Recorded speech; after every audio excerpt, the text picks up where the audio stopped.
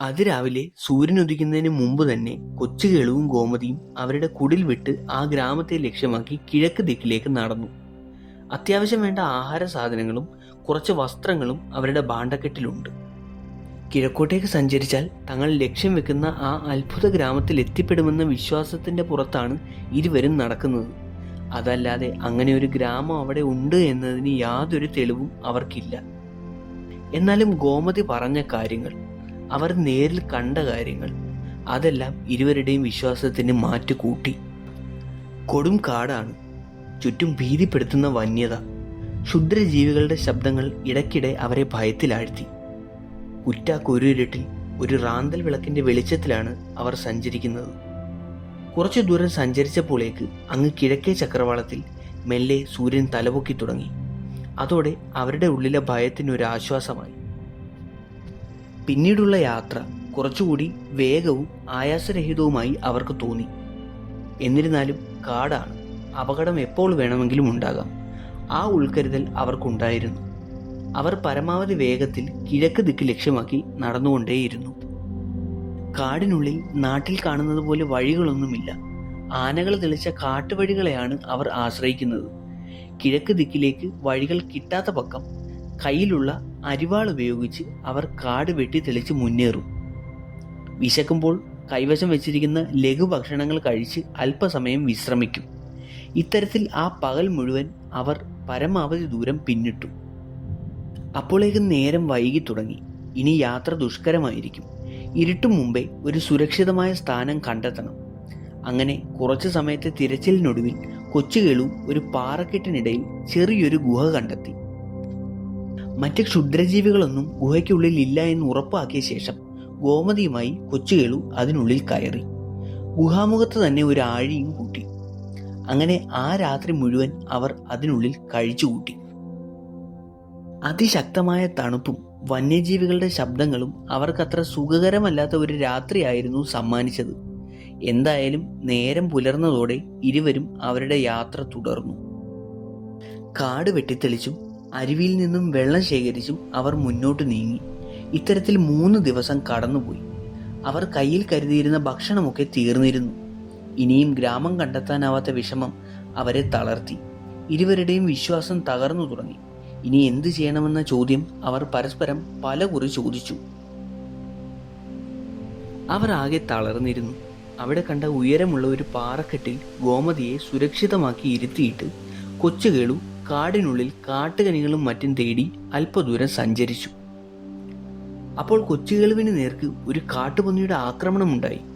ഭയന്നോടിയ കൊച്ചുകേളു ഒരു മരത്തിന് മുകളിൽ കയറി രക്ഷ നേടി. ആ മരത്തിന്റെ മുകളിലിരുന്ന് ദൂരേക്ക് നോക്കിയ കൊച്ചുകേളു അമ്പരന്നുപോയി. അങ്ങ് ദൂരെ കിഴക്ക് ദിക്കിലായി മലയുടെ അടിവാരത്തിൽ ഒരു ഗ്രാമം അയാൾ കണ്ടു. ഇതൊരു പക്ഷേ തങ്ങൾ തേടി വന്ന ആ അത്ഭുത ഗ്രാമമായിരിക്കുമോ? ഏറെ ആഹ്ലാദത്തോടെ അയാൾ ഗോമതിക്കരികിലേക്ക് ഓടിപ്പോയി. വിവരമറിഞ്ഞ ഗോമതിയും ഏറെ സന്തോഷവതിയായി. ഇരുവരും അത്യന്തം പ്രതീക്ഷയോടെ ആ താഴ്വരയിലേക്ക് നടന്നിറങ്ങി.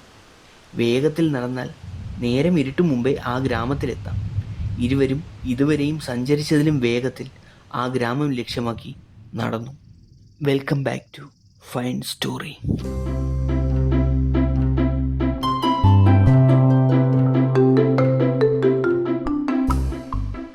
സന്ധ്യ മയങ്ങും മുന്നേ ഇരുവരും ആ ഗ്രാമത്തിലെത്തി. അത് വളരെ ചെറിയ ഒരു ഗ്രാമമായിരുന്നു. വിരലിലെണ്ണാവുന്ന അത്രയും വീടുകളെ അവിടെയുള്ളൂ.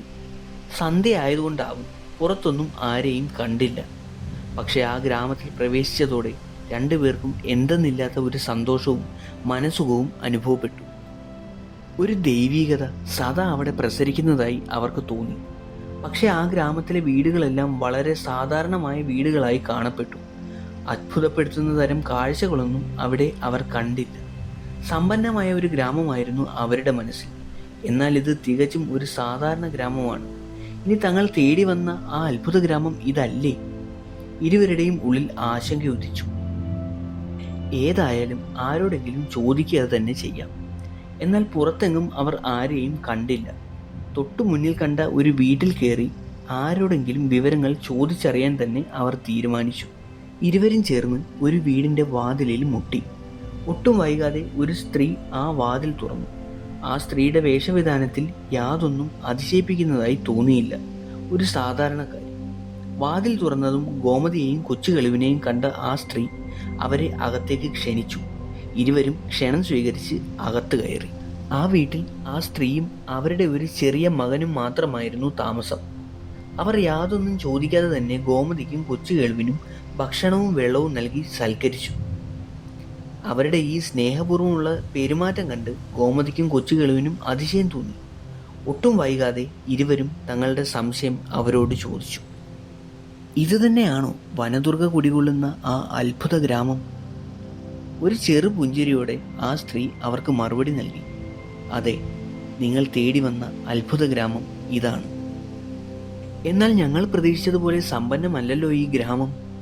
ഇത്രയും ശക്തിയുള്ള വനദേവത കുടികൊള്ളുന്ന ഗ്രാമമായിട്ടും നിങ്ങൾ സാധാരണമായ ജീവിതമാണല്ലോ ഇവിടെ നയിക്കുന്നത്. ഗോമതി തൻ്റെ ആശങ്ക പ്രകടിപ്പിച്ചു. ആ ചോദ്യത്തിനും ഒരു ചെറു പുഞ്ചിരിയോടെ ആ സ്ത്രീ മറുപടി നൽകി. സമ്പത്ത് എന്നത് പൊന്നും പണവും മണിമാളികയും മാത്രമല്ലല്ലോ, ഞങ്ങളും സമ്പന്നർ തന്നെയാണ്. ആ സ്ത്രീയുടെ മറുപടി ഇരുവർക്കും അത്ര മനസ്സിലായില്ല. എന്നാൽ കൂടുതലൊന്നും ചോദിച്ച് അവരെ ബുദ്ധിമുട്ടിക്കാൻ അവർ തുനിഞ്ഞില്ല. എന്നാൽ വനദേവതയുടെ അരികിലേക്ക് തങ്ങളെ എത്തിക്കാമോ എന്ന് അവർ ആ സ്ത്രീയോട് ചോദിച്ചു. ആ ചോദ്യത്തിനും ഒരു ചെറു ചിരിയോടെയാണ് ആ സ്ത്രീ മറുപടി നൽകിയത്. നിങ്ങൾ അവിടെ എത്തേണ്ടവരാണെങ്കിൽ വനദേവത തന്നെ നിങ്ങളെ അവിടെ എത്തിക്കും. ഈ രാത്രി നിങ്ങൾക്ക് ഇവിടെ തങ്ങാം. അങ്ങനെ കൊച്ചു കേളുവും ഗോമതിയും ആ രാത്രി ആ വീട്ടിൽ താമസിച്ചു. രാത്രി ഏറെ നേരം ഇരുവരും ഉറങ്ങാതെ കിടന്നു. പല ചോദ്യങ്ങളും അവരെ അലട്ടിക്കൊണ്ടേയിരുന്നു. എന്തായിരിക്കും ആ സ്ത്രീ പറഞ്ഞ സമ്പത്ത്?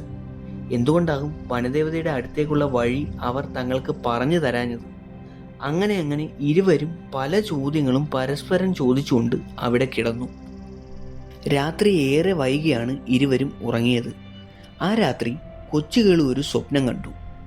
ഈ ഗ്രാമത്തിൻ്റെ വടക്കേ അറ്റത്തുള്ള ഒരു കൂറ്റൻ ആൽമരം, ആ ആൽമരത്തിൻ്റെ പിന്നിലായി കാണപ്പെടുന്ന ഒരു പാറക്കെട്ടിനിടയിലൂടെ ഒരു കൊച്ചു ഗുഹാ കവാടം.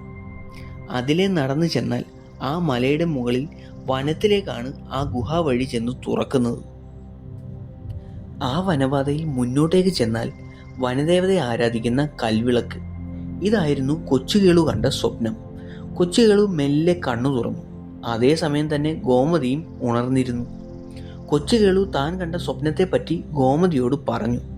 അപ്പോഴാണ് ഗോമതിയും ഇതേ സ്വപ്നമാണ് കണ്ടതെന്ന സത്യം ഇരുവരും മനസ്സിലാക്കുന്നത്.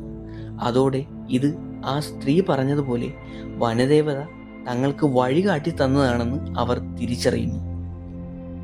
അടുത്ത ദിവസം പുലർച്ചെ തന്നെ ആ സ്ത്രീയോട് നന്ദി പറഞ്ഞ് ഇരുവരും ആ വീട് വിട്ടിറങ്ങുന്നു. ഗ്രാമത്തിൻ്റെ വടക്കേ അറ്റം ലക്ഷ്യമാക്കി അവർ നടന്നു. കുറച്ച് നടന്നപ്പോൾ തന്നെ അവർ സ്വപ്നത്തിൽ കണ്ട ആ വലിയ ആൽമരം അവർക്ക് മുന്നിൽ കാണാൻ കഴിഞ്ഞു. ഏറെ സന്തോഷത്തോടെ ഇരുവരും ആ ആൽമരത്തിനരികിലേക്ക് നടന്നു. പടർന്ന് പന്തലിച്ച് നിൽക്കുന്ന ആ ആൽമരത്തിന് നൂറ്റാണ്ടുകളുടെ പഴക്കമുണ്ടായിരുന്നു. ആ മരത്തിൻ്റെ ഭീകരമായ വലിപ്പം കണ്ട് ഇരുവരും അത്ഭുതപ്പെട്ട് നിന്നുപോയി. ആ ആൽമരത്തിന് പിന്നിലായി അവർ സ്വപ്നത്തിൽ കണ്ട ആ വലിയ പാറക്കൂട്ടം അവർ ശ്രദ്ധിച്ചു. ഏറെ സന്തോഷത്തോടെ അവർ ആ ഗുഹാ കവാടത്തിലേക്ക് കയറി. ആ പാറകൾക്കിടയിലുള്ള വിടവിലൂടെ അവർ പ്രയാസപ്പെട്ട് മുന്നിലേക്ക് നീങ്ങി. ഉള്ളിലേക്ക് ഇടുങ്ങി നീണ്ട ഒരു ചെറിയ വഴിയാണ്. ഭീതിപ്പെടുത്തുന്ന ഇരുട്ട്. പാറക്കെട്ടുകൾക്കിടയിലൂടെ ഇടയ്ക്കിടയ്ക്ക് അരിച്ചിറങ്ങുന്ന നേരിയ വെളിച്ചം. ഇരുട്ടും വെളിച്ചവും ഇടകലർന്ന് നിൽക്കുന്ന ഗുഹാവഴിയിലൂടെ കുറച്ചു ദൂരം അവർ പ്രയാസപ്പെട്ട് മുന്നേറി. ഇനി ഈ ഗുഹാവഴി ആ മലയുടെ മുകളിലേക്കാണ് അവരെ നയിക്കുന്നത്. ഉയരമേറിയ പാറകൾക്ക് മുകളിലേക്ക് ആയാസപ്പെട്ട് വലിഞ്ഞു കയറിയാൽ മാത്രമേ മുകളിലെത്താൻ കഴിയൂ. കൊച്ചുകേളു ഏറെ പ്രയാസപ്പെട്ട് ഓരോ പാറയിലേക്കും ഗോമതിയെ ഉയർത്തി കയറ്റിയ ശേഷം മാത്രമായിരുന്നു സ്വയം പാറ പുറത്ത് കയറിയിരുന്നത്. ഏറെ പാടുപെട്ട് ഇരുവരും ആ പാറകൾ കയറി ആ മലയുടെ മുകളിലുള്ള വിടവിലൂടെ പുറത്തു കടന്നു. സ്വപ്നത്തിൽ കണ്ടതുപോലെ തന്നെ അവർ ഒരു വനപാതയുടെ മുന്നിലാണ് വന്ന് നിന്നത്. ഇരുവർക്കും സന്തോഷമായി. അല്പനേരം വിശ്രമിച്ച ശേഷം അവർ ആ വനപാതയിലൂടെ മുന്നിലേക്ക് നടന്നു. ഗുഹയിലൂടെ നടന്നത്രയും ആയാസമില്ലെങ്കിലും വള്ളിപ്പടർപ്പുകളും മുൾച്ചെടികളും നിറഞ്ഞ കാട്ടുവഴിയിലൂടെയുള്ള നടത്തം അല്പം ക്ലേശകരമായിരുന്നു. ദീർഘദൂരത്തെ നടത്തത്തിനൊടുവിൽ അവർ ആ കൽവിളക്കിനരികിൽ എത്തിച്ചേർന്നു. സദാ തെളിഞ്ഞു നിൽക്കുന്ന ആ കൽവിളക്ക് കണ്ടതും ഇരുവരുടെയും ഉള്ളിൽ എന്തെന്നില്ലാത്ത ഒരു അനുഭൂതി ഉണർന്നു. സന്തോഷം കൊണ്ട് അവരുടെ കണ്ണുകൾ നിറഞ്ഞു. ഇരുവരും ചേർന്ന് ആ കൽവിളക്കിന് മുന്നിൽ നിന്ന് മനസ്സു തുറന്ന് പ്രാർത്ഥിച്ചു. തങ്ങൾക്കും ആ അയൽവാസി സ്ത്രീയെ പോലെ സമ്പന്നരാകണമെന്നും പൊന്നും പണവും കൊണ്ട് തങ്ങളുടെ വീടിൻ്റെ കലവറ നിറയണമെന്നും ആജീവനാന്തം ഭക്ഷിക്കുവാനുള്ള ധാന്യങ്ങളും ഭക്ഷണ സാധനങ്ങളും തങ്ങളുടെ പത്തായത്തിൽ ഉണ്ടാവണമെന്നും അവർ ആഗ്രഹം പറഞ്ഞു. ആഗ്രഹങ്ങൾ പറഞ്ഞു തീർന്ന് ഇരുവരും കണ്ണു തുറന്നപ്പോൾ തന്നെ അവർ അത്ഭുതപ്പെട്ടു പോയി. തങ്ങളുടെ ആഗ്രഹം വനദേവത സഫലമാക്കിയിരിക്കുന്നു. ഇരുവരുടെയും ശരീരത്തിലാകമാനം സ്വർണ്ണാഭരണങ്ങൾ, പട്ടിൽ തീർത്ത വസ്ത്രങ്ങൾ. കണ്ണഞ്ചുന്ന ശോഭയിൽ നിൽക്കുന്ന കൊച്ചുകേളുവിനെ കണ്ട് ഗോമതിയും, ഗോമതിയെ കണ്ട് കൊച്ചുകേളുവും മതിമറന്ന് നിന്നുപോയി. തങ്ങളുടെ വീടിപ്പോൾ ഒരു മണിമാളികയായിട്ടുണ്ടാവും. ആ വീട് കാണാൻ ഇരുവർക്കും തിടുക്കമായി. ഒരിക്കൽ കൂടി വനദേവതയ്ക്ക് നന്ദി പറഞ്ഞ് അവർ അവിടെ നിന്ന് മടക്കയാത്ര തുടങ്ങി. അപ്പോഴേക്കും നേരം ഇരുട്ടി തുടങ്ങിയിരുന്നു. അവർ കയ്യിൽ കരുതിയിരുന്ന റാന്തൽ വിളക്ക് തെളിച്ചു. ആ അരണ്ട വെളിച്ചത്തിൽ അവർ മുന്നിലേക്ക് നടന്നു. കുറച്ചു ദൂരം സഞ്ചരിച്ചപ്പോഴേക്കും അവർക്ക് മുന്നിൽ ആ വഴി അവസാനിച്ചു. ഇനി എങ്ങനെ തിരികെ പോകണമെന്നറിയാതെ അവർ കുഴങ്ങി. തങ്ങൾ ഇങ്ങോട്ട് വന്ന ആ വഴി ഇപ്പോൾ കാണുന്നില്ല. എത്ര തിരഞ്ഞിട്ടും ആ വഴി കണ്ടെത്താൻ അവർക്ക് കഴിഞ്ഞില്ല. എന്നാൽ വനദേവതയ്ക്കരികിലേക്ക് തിരിഞ്ഞു നടക്കാമെന്ന് കരുതി അവർ തിരിഞ്ഞപ്പോൾ ആ വഴിയും അപ്രത്യക്ഷമായിരിക്കുന്നു. അക്ഷരാർത്ഥത്തിൽ അവരിപ്പോൾ ആ കാട്ടിൽ കുടുങ്ങിയിരിക്കുകയാണ്. ഇനി എന്ത് ചെയ്യണമെന്നറിയാതെ അവർ പകച്ചു നിന്നു. മുന്നോട്ടും പുറകോട്ടും പോകാനുള്ള വഴി കാണുന്നില്ല. ചുറ്റും കൊടും കാട്, എവിടെയും ഭീതിപ്പെടുത്തുന്ന ഇരുട്ട്. ഭയാനകമായ കാടിൻ്റെ വന്യതയിൽ അവർ ഒറ്റപ്പെട്ടു നിന്നു. ഇനി എന്തു ചെയ്യും? അവർ ഭയത്തോടെ വനദേവതയെ വിളിച്ച് പ്രാർത്ഥിച്ചു.